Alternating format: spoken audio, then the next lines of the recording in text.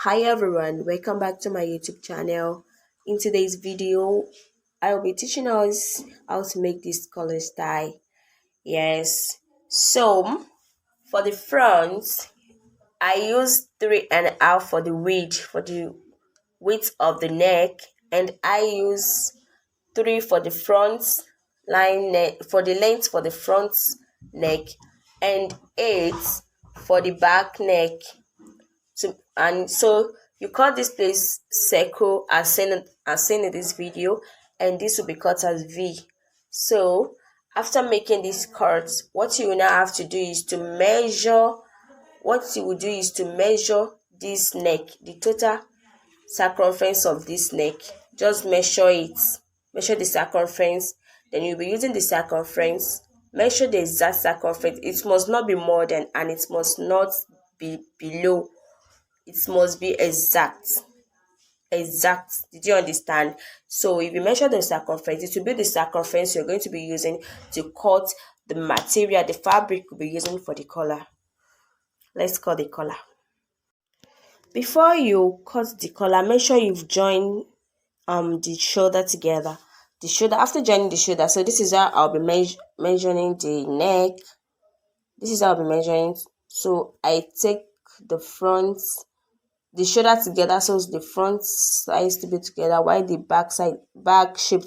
And for the collar, the measurement is 10. So you'll be folding this 10 into 2. You fold it into 2. And for the circumference of my own neck, for the neck I cut, so yours might be below, like not up to. Maybe some of you don't want the back side to be that low, or you want it to be more lower than that. So we don't have exact measurements for it. My own is 31 inches. So this is how I'll be using it. Then I'll fold it more like this. So 31 into 2 divided by 2 is 15.5. So I'll be cutting 16 with sewing allowance. 16. Let me take those measurements. Wow. But I want more than 16 due to the V shape at the back. Just take it this way. Don't worry, I will iron it after cutting it out. So this is 15. This is too much. Don't let me waste this fabric.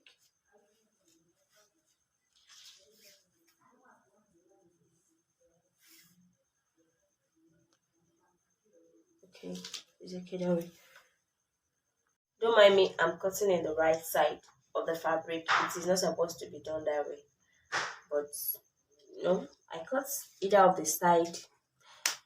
As far you make sure your work is neat at the end of the day, at the end of sewing it, everything must appear neat.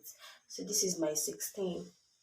And for the V, so for the shape at the back, you're going to measure this down part. I want mine to be 20. This is the 20 here. Then you take a ruler and make a slant.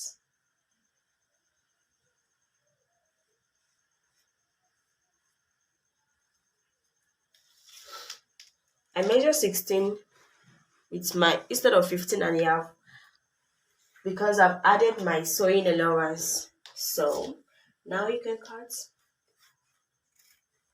And I'll be using stay for the inner. I'm going to gum an stay. I'll be gumming an stay in it. So let me gum the stay. So after gumming my stay, I use a stay. So I'll take it to the machine and sew this edge part, this slant part to this place with the 1/2 inch that I added to it. Also here too, 1/2 inches sewing of the slant part. As you can see, I have ironed it, gum stay, and I have ironed it and also close this slant part. So all what you just have to do is to notch the center of this. It's just straight cutting. Center of this straight cutting.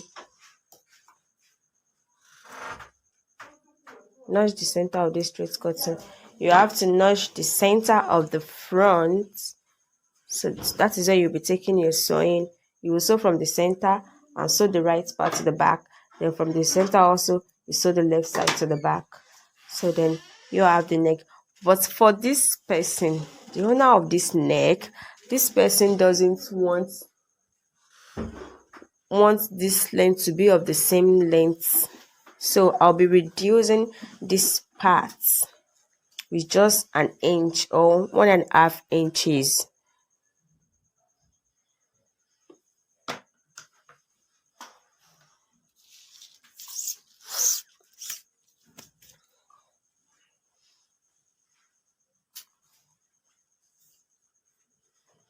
Let me use 1.5 inch because she says she doesn't want it that to be that choking.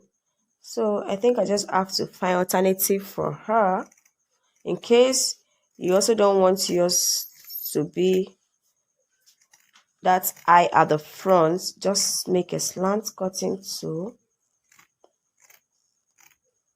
till when it stops.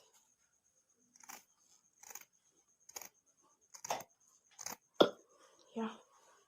Then you make the same. So the front part will be, you can see I have sewed the collar to the fabric, to the dress. So what you now have to do, the essence of bias is to cover all these dates. So you don't expect, as a professional, you're not supposed to be sewing dress to your customer, even for yourself like this. And you're saying this at the neck, you have to be adjusting yourself. And you don't have to do that. You just have to use this bias to do the needful. So what I'll be doing now is to use the bias to tape it and to turn it inside, taping and turning inside. Did you not see the finishing now? So this is the outcome of the bias. Did you see? This is neat work. So if you enjoyed this video, don't forget to subscribe and like this video. Don't forget to subscribe to my YouTube channel. And any question, you have any questions to ask, please make use of the comment section. I will attend to all questions here. Thank you. Bye.